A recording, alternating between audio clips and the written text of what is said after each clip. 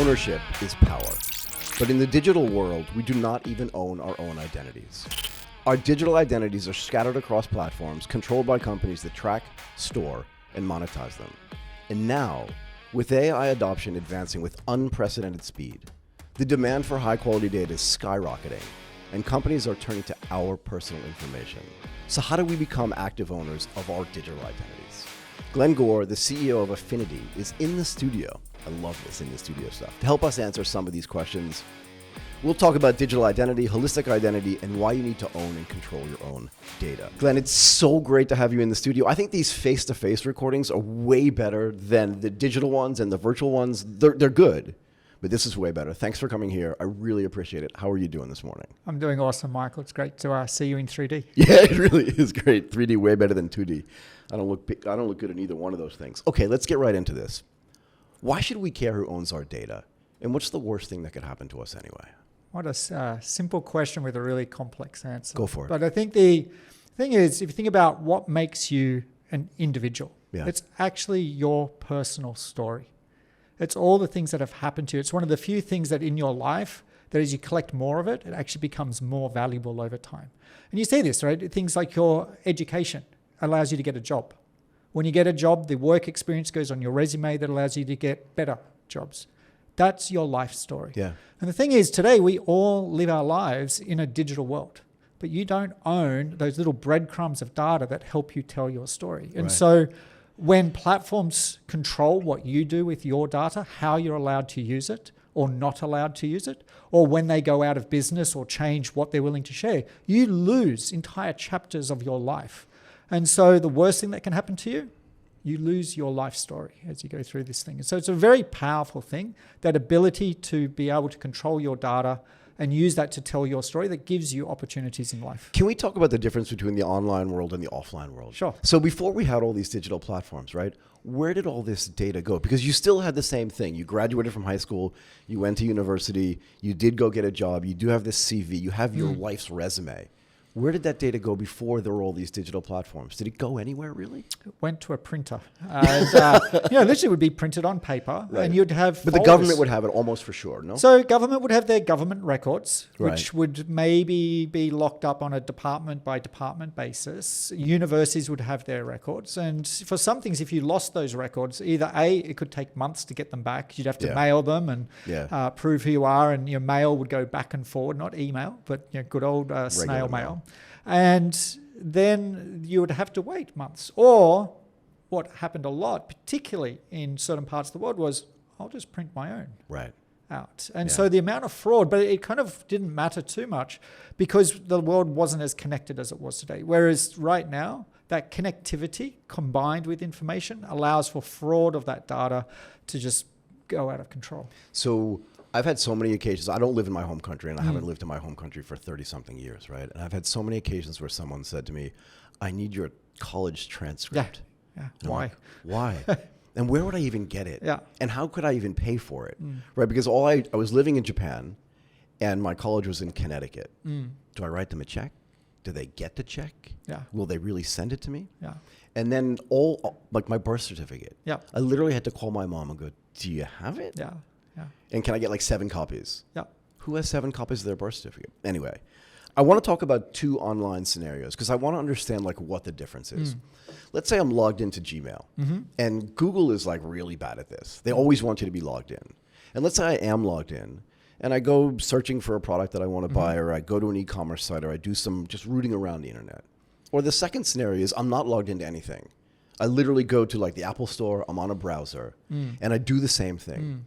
What's the difference with what happens to my data in those 2 scenarios? Question. Yeah, it's a great question. So when you're logged in to a platform, and the thing is, you don't even have to be logged in. So let's talk very specifically about your devices. Because even when you log out of your device, there's still fingerprinting and other things occurring, so that even though you're technically logged out, they can still link that back to you. Well, device IDs, IP addresses, location data, all this stuff, But even things, some really smart things, like even if you change all of that, I can still fingerprint you based on the profile of the applications installed on your phone, because your set of applications is different to my set of applications. So there's some really sophisticated things they do that allow them to fingerprint without actually giving away that you're Michael. And so Right. this is how they track and trace what you do across the internet. Things like the browser plugins you have, for example, it's crazy. So on that scenario, everything you're doing, they're ultimately linking it back to a single profile. And I think this is one of the biggest mistakes we've made in technology. Tell me. Is that Google and Apple and Microsoft and Amazon, they treat you, Michael, as if you have a single identity. And that's just not true, right? You have a personal identity, you have a professional identity, you have a family identity. Yep. You might have a gaming identity where you trash talk. Right. You know, teenage I could have an kids. avatar. I could have 5 avatars. Yeah, right? you have That 5 nobody- avatars. You have dating profiles that Right. you're radically different to maybe the real you as you go through this. And so what we're doing is we're overloading this single identity with all these different aspects. Now, Google can't tell which profile you're using at that or which persona you're using depending on what you're doing. So it becomes incredibly messy. But what's the benefit to them if they don't know who I am personally, right? So they can't market to me per se. I could have 5 different devices.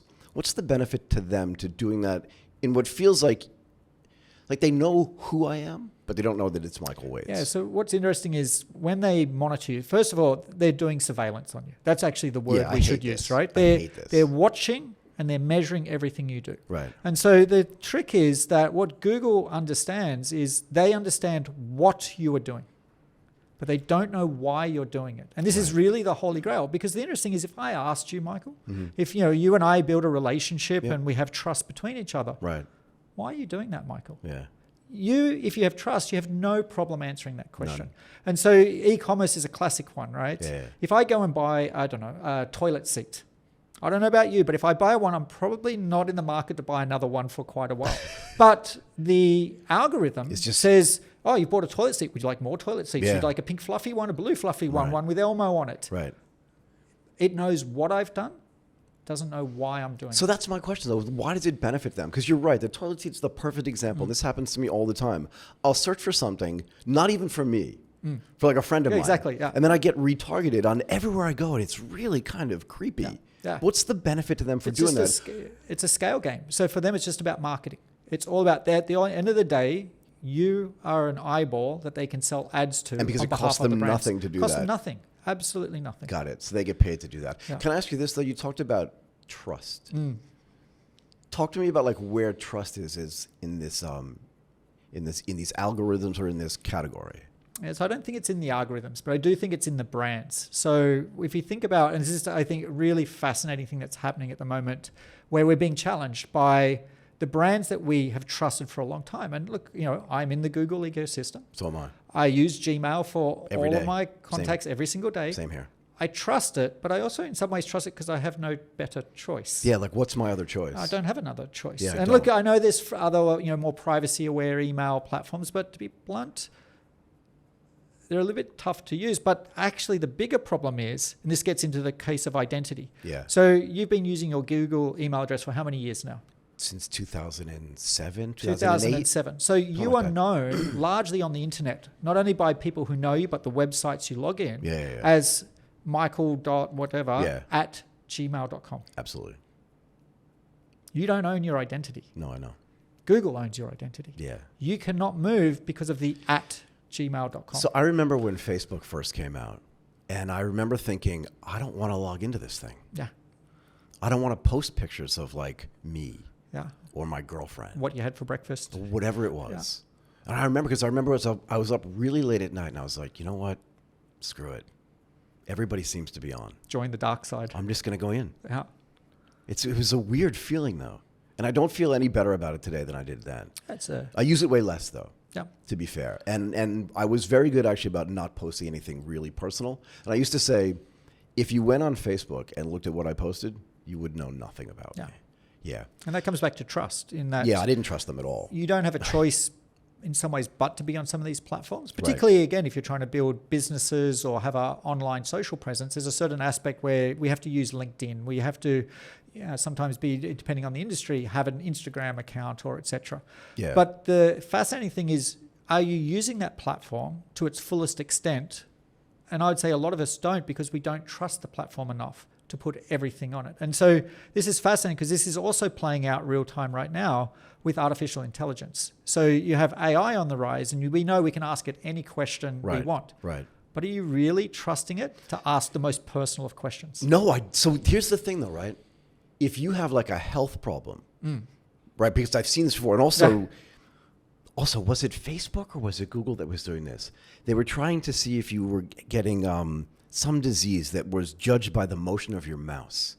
Oh, like Parkinson's. Disease or something like that, yeah? And that really freaked me out. That's crazy. Yeah. But you can't search for things that you really want to know about because you're like, oh, now they know. Yeah. And that goes back to your earlier question, like, what are they going to do with that? Yeah. Like, why track that in the first place? Well, if I say, like, what would it feel like if somebody had heart disease? I'm just going to start getting, advertisements from big drug companies. Yeah. And it's going to annoy the you-know-what out of me. Well, it becomes even more problematic in that they then sell that third-party data. Yeah. And so what if your insurance company then gets that That's the point, though, and right? so now you've got this ecosystem of data leakage around you. So let me ask you this question, because you wore a T-shirt that says "Reclaim Yourself." Yeah. You should probably wear that every day. How can I get one of those? I'll send you one. I love it. You have to. How do you reclaim yourself? It's hard. I mean, the entire internet. Can I just ask the follow-up question? And the reason why is this. You made this point already in 2008 or whenever it was that I signed up for Gmail. And I did it actually with excitement, because if you remember when Gmail came out, it was free. You could store 1 billion bytes of data back then. It was really huge. It's not that big anymore. And everybody wanted a Gmail account. I don't know how they did that, but it seemed really cool. And I've been using it for 15, 16 years now, right? But every mail that I write is michael.waitze@gmail.com. I can't get that back. No. Right? But that's just one example of my identity online. I have 20,000 followers on LinkedIn, right? People reach me there. I have WhatsApp that has who knows how many people that following me there, right? So how do I get myself back? Because again, in the real world, right, and I like to go back 25, 30 years, if I lived in Trumbull, Connecticut, which I did, and then I moved to Tokyo, when I arrived in Tokyo, I realized I can completely reinvent myself. Yeah. Nobody knows anything about me. They know nothing about me. I'm not going to lie, but I can be different, and no one's going to know. But today it's impossible. Is it impossible? Do you know what I mean? It's difficult. I wouldn't say it's impossible, but it takes a lot of effort. I mean, in some ways you're talking about, can you escape yourself? I just want to get myself back. You can't. At the moment, the way the internet is designed and all these brands, it is almost impossible to. But this is where it's fascinating, and this is what we do at Affinity, basically building a new technology stack for the internet, which actually starts right at the very core, which is the internet does not actually have a concept of identity. It's not in any of the protocols. It's owned by the big platforms. Google has an identity system that's for Google. Apple has one for Apple. And so what this means is, as Michael, you have to log into their platforms. Right. Now imagine if we had an identity stack where you had ownership of your digital identity that was yours, it was portable, and Facebook and Google and Amazon had to log into Michael. Okay, so let's ask the question in reverse, right? What's the benefit that accrues to me? Because let's say you're 35 years old. You're going to be alive for another 60 years, for the most part. And a lot of your life is going to more and more be online and be digital, right? So let's say right now you're a Gmail guy or a gal, right? But you reclaim your identity, for lack of a better term, and you use this identity stack. And I want to talk more about it because I'm really interested in the technology as well. But you reclaim yourself using this new identity stack. So let's say you've been online for 15 or 20 years. Fair enough. You have that. You've already given that away. But you have another 60 years of I'm taking myself back bit by bit. And by that time, the amount of data that's associated with you in the following 60 years is way more than the previous 15 or 20. Absolutely. Yeah. So you own more of yourself back. Tell me how this works, though. So the idea is that you would have your own personal data vault with your own set of identities. And what we need to do is build the bridges or the connectors from the existing platforms of today into this new world so that you can basically migrate or export your data from the old platforms to yourself. And then you get to choose how you want to recombine that or use that for different experiences. So you start getting to this really fascinating dynamic of, if you and I want to have a relationship, and that's where we use the word relationship because it's something based on trust. Yeah. At the start, we might not trust each other. Right. And so you might not even give me your name. You might just say, I'm looking for a service, and I'm saying I provide a service. Just like in the real world. Just in the real world. Yeah. But depending on how we go, and I start saying, look, if you share more about yourself, Michael, I'm going to give you a discount. Right. Or I'm going to give you a better experience. I'm going to treat you differently. So you then get the choice, and this is the key thing, is you get to choose whether you want to elevate the amount of information that we're sharing in exchange for something of value. And that is something you just cannot do on the current platforms because they've already given away without your consent before it's even occurred. Right. So if you think of what's been happening, there's so much innovation. And Web3, crypto, blockchain, decentralized everything, it's an overused term. But what you're seeing is that's such a rich ecosystem of just incredible disruptive innovation, which is all based around the concept of what can you do when you own something and what does that enable? And I think we're still at the very early days of that. Right. But that's going to be the technologies that you will use for the next 60 years. So does that mean that you think that there's going to be an identity or a social media platform that kind of replaces Facebook? And Absolutely. And I'm using Facebook as a proxy, right? Because it's not the only thing that's out there per se. But you think there's going to be something to replace it, some Web3 replacement that says, if you want to have your photos and share them with your friends, you can share them bit by bit by bit. And then when you trust somebody, you can share all of it. Absolutely. Is there a zero knowledge proof part of this as well? So there's, I think, first of all, on the... And is this a Web3 solution? So replacing the platforms of today, you just look at history. They've all been replaced. I've been alive long enough to know that MySpace doesn't exist anymore. Correct. Sorry, Alta Vista. All of it. Doesn't exist. We show our age by naming. I wasn't going to go that far. Ask Jeeves, you say? Yeah, Ask Jeeves. There's some old ones. Yahoo. No, that's probably... it's probably still around, Yahoo's still around. I have a Yahoo email. Really? Yeah. Wow. I never use it. Yeah, Gmail. Yeah, Gmail. Anyway. So the platforms will get replaced. And the interesting is what happens to all that data?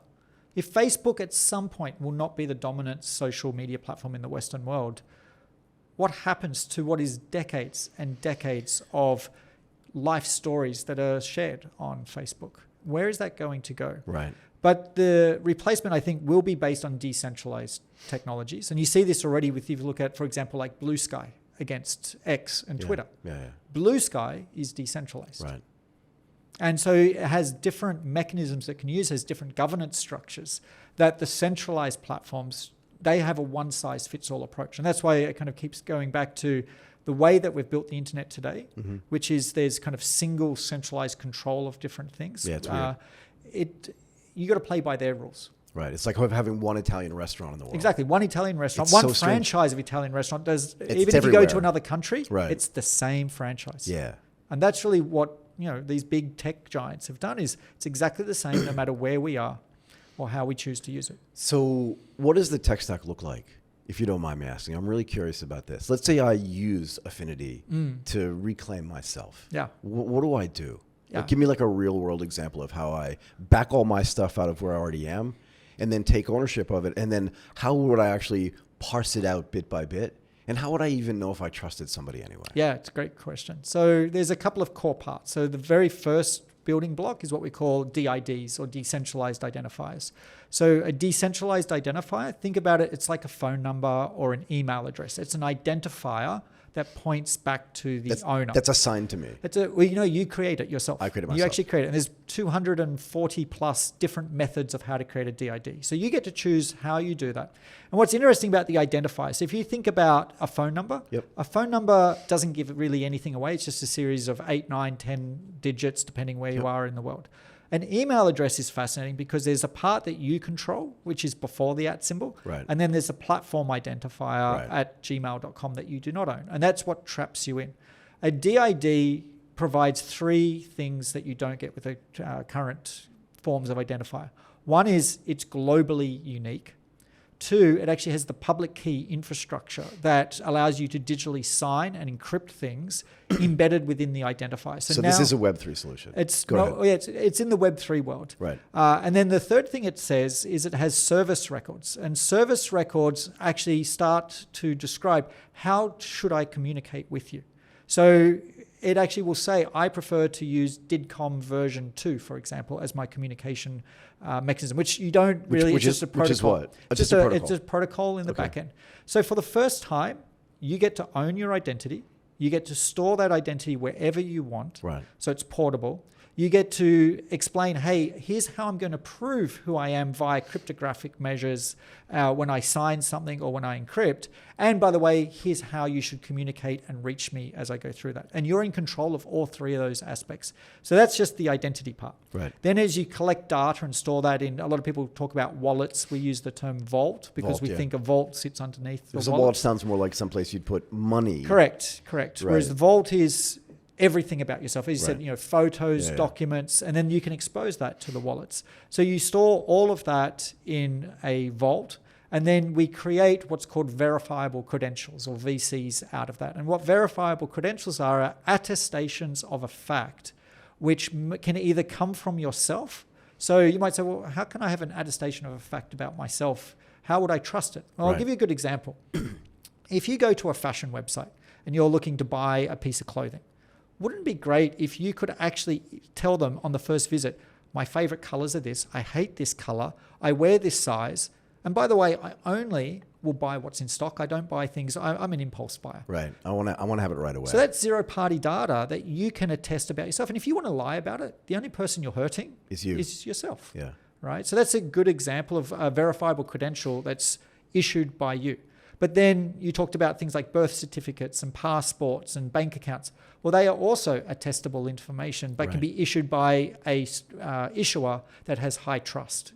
Bank of Thailand, DBS Bank in Singapore, etc. And they are normally globally recognized as you go through things. So you've got verifiable credentials, which now allow you to show aspects of yourself. And you mentioned ZKP earlier, or zero knowledge proof. So zero knowledge proofs start to come into the verifiable credentials. So again, a classic question websites love to ask you, Michael, I need to verify that you're an adult because you've got to protect the children. Right. So what's your date of birth?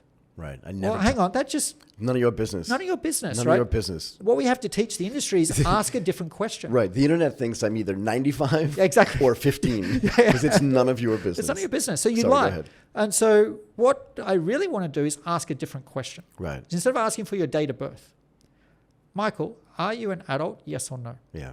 And if you can then have a verified credential from somebody that I would trust saying, Michael is at least an adult. It doesn't say you're 21, 18, 55, 70. 95, 70. It doesn't matter. So can I ask you this though? Walk me through how a brand, because like the internet I feel like is just this amalgamation of brands trying to sell me stuff. Yeah, it is. Right. And amalgamation of financial services, people trying to steal my money. Yeah. That's kind of how I feel about it, right? And trying to steal my data so they can do the things I just talked about. How are they going to change the way they behave to get my attention and still get benefits, right? Because most of the digital world is run by online digital marketing, which is based on all the things you've been talking about up until now, right? So even Coca-Cola is selling Coke online at some level, even if you're not buying it online, but they're marketing it to you there. Yeah. How does their interaction with you change if they don't have all this information about you? Because you wouldn't necessarily share it with a brand that you don't want to buy from. Exactly. Yeah. Right? So how does that change? Yeah, I actually think that's the essence of it. Brands that will be able to establish greater trust with their consumers by giving them choice and establishing, look, here's the transparency of what I'm doing with your data. Right. And here's how I'm translating that into value. They will actually be able to get more data from their customers where the customer's willing to share that. And I'll give you a real example. Please. So, I don't know, you like running?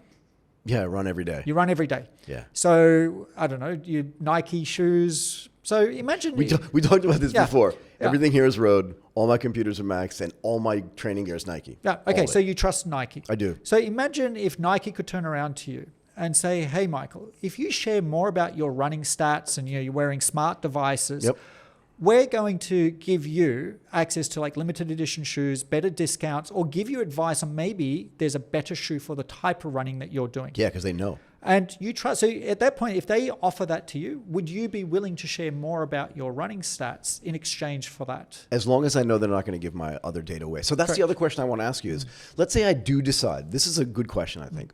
Let's say I do decide to expose my data to Nike, because I'm not giving it to them in your new world, right? I'm saying you can come in and look at it. But does that protect them from then sharing it with other people? Because I own it, right? Yeah. Is that the concept here? So the idea is that you get linked to, we started walking through the technology stack. So we got to verifiable credentials. So the next big key is consent management. And so in the world of consent management, there's a piece of technology called consent receipts. So this is actually coming out of the EU, for example. And consent receipts are fascinating because when I give consent, again, if you go back to 2007 when you were excited to create your Gmail account, that was actually the last time you gave consent to Google. Yeah. And it was a blanket consent, which just gave them access to do everything. Yeah. And you fast forward to 2025 where you got the world of AI. Is that consent still valid? So consent receipts... But I can't invalidate it. You can't invalidate. So consent receipts solve this because they mean that you have to do 4 things. First of all, what am I actually sharing at an attribute level? I'm sharing my date of birth, my email address, for example. They are attributes of myself. Right. Who am I sharing them to? What is the purpose of sharing this? And this third one is really important. So just because I share my date of birth with you, I'm sharing it for the purpose of validation, not for the purpose of doing something else with that. And then... But does the tech stop that from happening? No, so the audits do. So things like privacy regulations that start coming in. Now, if they ever are found to share or misuse that data, there are material fines start coming in. And so EU started this with the GDPR, right. 10 plus years ago. You've got India taking a pretty aggressive stance with the DPDPA, for example. So governments play that role of the regulator and compliance of privacy as you go through. But you are right. If a company, you share your data with trust, but they abuse that trust, there's nothing you can do to stop them from doing that, unless you use zero knowledge proof where nothing was given. Right. But the reality is it comes down to if they're caught, their trust is just going to plummet down. So aren't we in like a global political environment where do we really believe that governments are going to stop themselves and other big corporations, other big tech firms from actually doing this? Do you know what I mean? Like, are we confident that in the next 5 or 10 years, just based on what we see happening in the political world globally, not just in one particular place, that there's the regulatory structure and environment is strong enough to be able to protect us against that? Because it seems to me, right, and I'm always a long-term optimist, but short-term there are always bumps in the road. We see them historically, right? If you've been alive long enough, you know, like it's just cyclical. But do we feel like even in the short term that we're that well protected today? I think, first of all, it depends where you live. But even with that, I mean, you just saw the UK, for example, strong-armed Apple into giving up the secrets of the keys that are fundamental to how you secure devices, where government wanted to have access to that. And Apple responded by saying, okay, they pushed back as hard as they could, but ultimately they lost that battle. But then what they did is they told consumers, hey, don't store your keys and you have the option of opting out. So I think it's fascinating in that governments to a point will try to protect you, but ultimately it ends up backfiring because the classic thing is that you start getting into things like national intelligence needs and the fact of how do we find bad guys if we access this data. To me, there's always a balancing aspect of that. But having ownership of the data, and again, it's one of the things that's come out of the crypto world so strongly. If you don't own your keys, you don't own your crypto. Yeah, and if you forget what they are, you're done. Then you're done. There's no way to get it back. You're done. And I think people have had some pretty expensive lessons. Millions and millions of dollars lost. Millions of dollars. But that is also true now for your data. As you start collecting that data and having ownership of it, you have to treat it almost the same way as you think about it as a financial asset. So this may be a controversial question, but I don't think it's that controversial per se. But do you think that, like the brands that we interact with today, they feel like they've been around forever? Yeah. But in reality, like how long is forever? Yeah, 20 years. But even I'm not even talking about like Facebook and Apple. Apple's been around since what, 1976, I think 1975, something like that, yeah? So not that long, 50 years. No. But even companies like Coca-Cola, right? But this trust thing is now going to start to play a bigger role in whether I want to interact with any brand at all. And that includes hotel brands, airlines, all this kind of stuff. Do you see new brands getting built just based on trust alone? Absolutely. Yeah. Do you know what I mean? Replace, because even you said this before, like, we know Facebook can be replaced. And they will be. Like, I've been predicting this for a while now. I don't think they're going to be around forever. And I don't even know what kind of valuable service they offer anymore. It's more toxic than selling valuable. your data. But that's it though, right? Yeah. So there's no benefit to me. But do you see new brands, not just in the tech space, but like even in the clothing space, absolutely, getting born because of this? Yeah, I think actually, again, the best example where this is happening is in the world of banking. You look at some of the digital banks that have been coming up and actually targeting younger generation with digital-only services, financial empowerment, and kind of financial inclusion as big aspects of their brand. I think that is a best example we see of disruptor brands coming in and basically going head-to-head with the traditional banks. Yeah. And basically what they're doing is they're winning customers on a generational level. Yeah. And I think that is actually what will happen going forward. And do you think it's different by region? Because I think, absolutely, because I think in Southeast Asia where we live, right, Singapore is a little bit different. I used to call Singapore like the Boston of Asia. Because if you just look at the GDP per capita, it's not like Thailand or Indonesia or Malaysia, right, or the Philippines. It's a different thing. But outside of there, I can see new brands in the Philippines and new brands. Like you may have heard of Tonic Bank, right? So just trying to build a whole new infrastructure. New Bank maybe in South America. New Bank is a classic. Huge, right? Huge. And they're operating in a different way. Yeah. So I think that's possible that's going to happen. But you see differences by region as well? I do see differences by region. And even going back to Facebook, like Facebook has already gone through this in some ways. Yeah. When our generation, which was the first to use Facebook, it was cool. But when our kids started to go, oh, do I want to be on the social platform my parents are using? It's dirty. No, it's really, I don't want to share it. And then what happens is Instagram comes as kind of the cooler place, but then guess who buys it? Yeah. Then we use WhatsApp to get away from the telcos. Guess who buys it? Yeah. And so you see this pattern of big tech as basically, they're not competing against each other anymore. I think this is like a really fascinating aspect right now. Amazon owns retail and e-commerce. Google is not really going head-to-head with Amazon. Neither is Facebook. Facebook owns social media. The others are not trying to go after social media. Microsoft owns, enterprise software space. Yeah, no one's even trying to compete with them They're not anymore. Really competing against each other. It's actually, strange. They've shifted now to protectionist innovation. It's weird. Do you remember when Google started coming out with Google Sheets and Google, all this kind of stuff, and they're like, we're just going to destroy Microsoft in the enterprise. And then they just went, never mind. Yeah, it's too hard. Yeah, it's way too hard. I don't want to deal with those wise guys. They're a pain in the butt, right? Yeah. So they've all got their walled gardens now, and they're just about protecting those. And so you see this, why so much backlash against things like TikTok? Yeah, why? TikTok's not doing anything different to others. It's just where the control is. And it was fascinating watching the reaction from the population, which is, hey, we actually like using this tool. It's fun for us. It's fun for us. It's solving problems. Right. Where's the innovation from the existing brands to say, hey, let's build a better TikTok then? Well, yeah, I say this all the time. Like, what's the newest thing you use that Google does, that Google's built? That's a good question. It's a rhetorical question. You don't have to come up with an answer. It's not a quiz. But the point is that, like, I use Gmail and I use their calendar. Yeah. But have they built anything new? To me, it's just a gigantic advertising platform. Yeah. Right? Of course, YouTube is there. No. But all of those things are just massive advertising platforms. It's the only business they have. And if you took away Google Ads, do you know what their revenues would be? Oh, it's tiny. Yeah. Zero? I mean, closer to zero than it is to one, for sure, right? Anyway, so where is all this going? Talk to me about what does the future look like to you?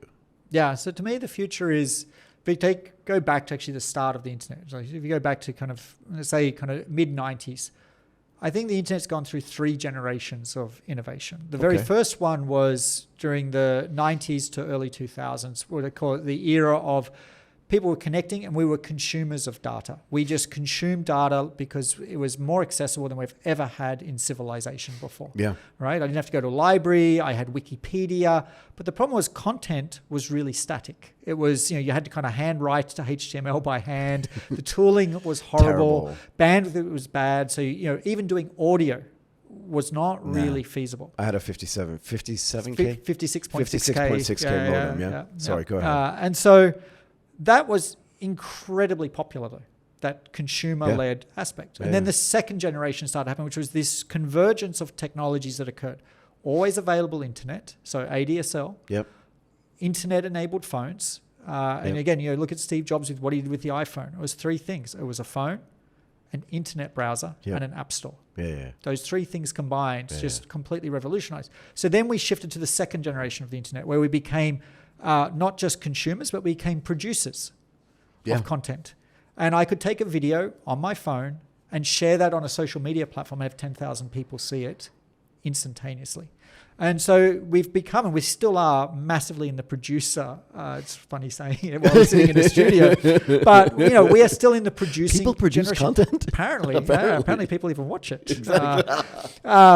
But what we're seeing is the introduction of the third generation, which is we've moved from being consumers of information to producers of information, but we lost control of the ownership of that information as we go through this. Right. And so Web3 in some ways was the start of that, using how can you reclaim the ownership of financial aspects. So, Bitcoin, then Ethereum followed, and then there's just been a whole slew of other meme coins and all types of fun things that go through this.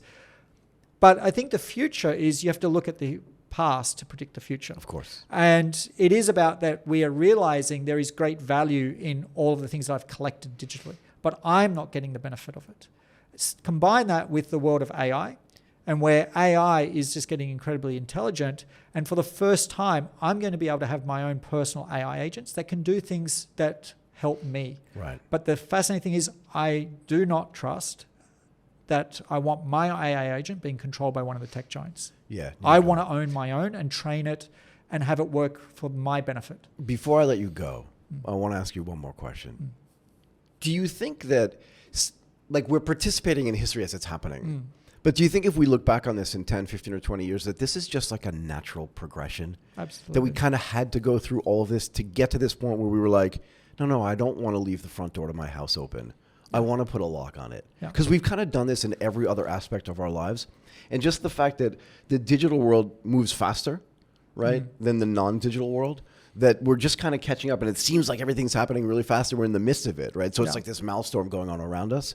But when we look back, we'll just be like, yeah, that had to happen for us to get here. There's actually a law for this. So, I'm a computer nerd geek. So there's a law called Gore's law, Gall. Okay. Gore's law. And basically is all about complex systems can only emerge from simple beginnings.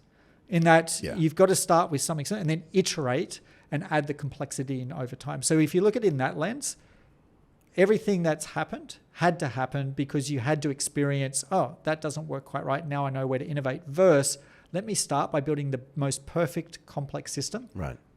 At the start. Just it's is impossible. Not possible. And actually a lot of startups fail because they actually try to do that latter first instead of be scrappy, throw it out there. Right. People are probably going to hate it. Build one thing. Build one thing. Yeah. People will hate it. Right. But listen and then iterate and be really agile in making changes to that platform. I love this. Glenn Gore, the CEO of Affinity. Thank you so much for doing this today. That was awesome. Thanks, Michael.